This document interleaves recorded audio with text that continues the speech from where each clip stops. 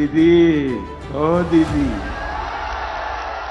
साल 2021 के विधानसभा चुनाव के दौरान कुछ इसी अंदाज में प्रधानमंत्री नरेंद्र मोदी पश्चिम बंगाल की मुख्यमंत्री ममता बनर्जी पर हमले बोल रहे थे, तो वहीं ममता भी खेला होबे के नारे के साथ बीजेपी पर ताबड़तोड़ पलटवार कर रही थी। लेकिन इस बार यानी 2026 के विधानसभा चुनाव में ना ही दीदी ओ दीदी का शोर है और ना ही खेला होबे का जोर है। बंगाल विधानसभा चुनाव के बीच सबसे अधिक चर्चा इस बात की है कि क्या बीजेपी इस बार बंगाल में टीएमसी का सियासी किला ढहा देगी।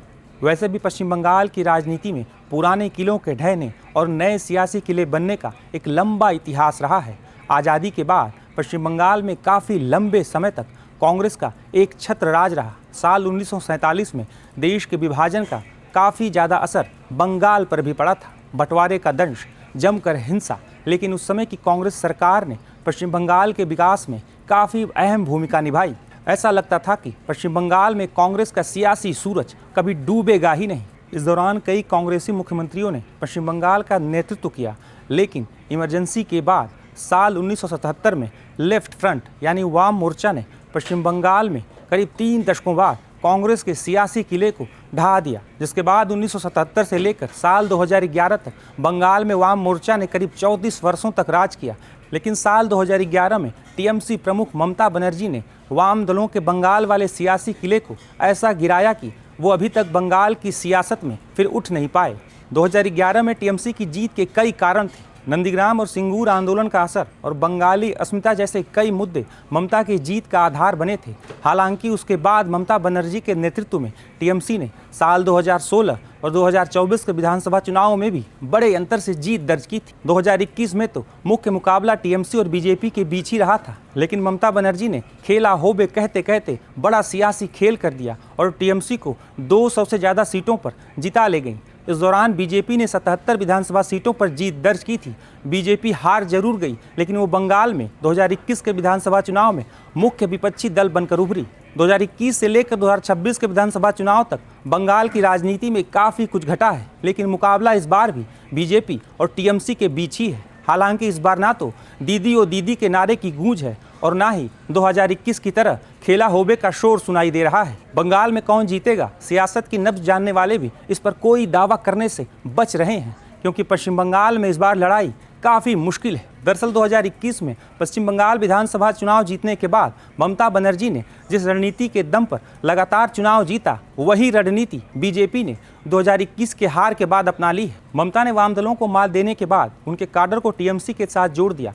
स्थानीय स्तर पर प्रभाव रखने वाले वाम दलों के नेताओं को टीएमसी में शामिल कराया, जिसका असर ये हुआ कि शहर से लेकर गांव तक वाम दलों के नेता और समर्थक टीएमसी में शिफ्ट हो गए। 2026 के विधानसभा चुनाव में बीजेपी टीएमसी की तरह ही बूथ लेवल माइक्रो मैनेजमेंट पर फोकस कर रही है। प्रधानमंत्री नरेंद्र मोदी, केंद्रीय गृह मंत्री अमित शाह के साथ साथ स्थानीय नेताओं को भी काफ़ी प्रमुखता दी जा रही है। टीएमसी बंगाल में डोर टू डोर कैंपेन पर खासा फोकस करती रही है। इस बार बीजेपी भी उसी तरह से डोर टू डोर कैंपेन कर रही है।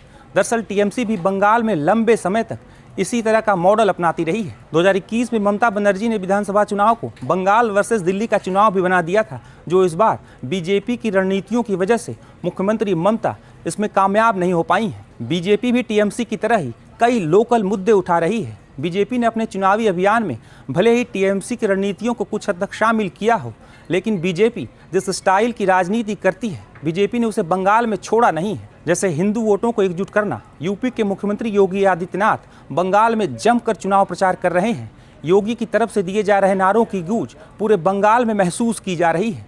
इसके साथ साथ बीजेपी ममता सरकार के 15 साल के शासन में करप्शन के मामलों का जिक्र कर तीखे हमले बोल रही है। गृह मंत्री अमित शाह के साथ साथ बीजेपी के कई रणनीतिकार बंगाल में पिछले कई महीनों से पर्दे के पीछे रहकर जीत की रणनीति बना रहे हैं। इसमें कई नेता ऐसे भी शामिल हैं जो केवल अकेले कई बड़े राज्यों की चुनावी जिम्मेदारी बीजेपी की तरफ से संभालते रहे हैं। यानी बीजेपी इस बार बंगाल में किसी भी तरह से चूकना नहीं चाहती। टीएमसी भी बीजेपी की रणनीति का उसी के अंदाज में जवाब दे रही है।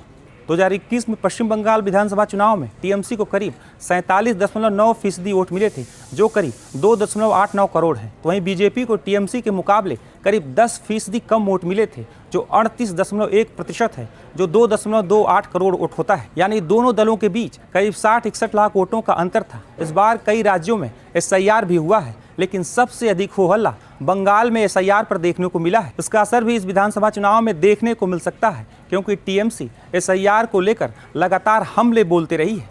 राज्य में पिछले विधानसभा चुनाव के दौरान काफ़ी ज़्यादा हिंसा देखने को मिली थी, लेकिन इस बार चुनाव आयोग ने काफ़ी बड़े स्तर पर चुनावी तैयारियां की हैं। चुनाव आयोग ने कई ऐसे दिशा निर्देश दिए हैं जिसकी चर्चा बंगाल में खूब है। वैसे बीजेपी और TMC के बीच लड़ाई काफ़ी रोचक और जोरदार है, लेकिन कुछ सीटों पर कांग्रेस और वाम दलों के प्रदर्शन की भी चर्चा है। जैसे कांग्रेस का किला वाम दलों ने ढहाया, वाम दलों का किला TMC ने गिराया। क्या इस बार वैसे ही बीजेपी TMC के किले को ढहा पाएगी? वैसे ये तो 4 मई को पता चलेगा, जब विधानसभा चुनाव के नतीजे आएंगे। देश दुनिया की बाकी खबरों के लिए देखते रहिए टाइम्स नाउ नव भारत का डिजिटल प्लेटफॉर्म। नमस्कार।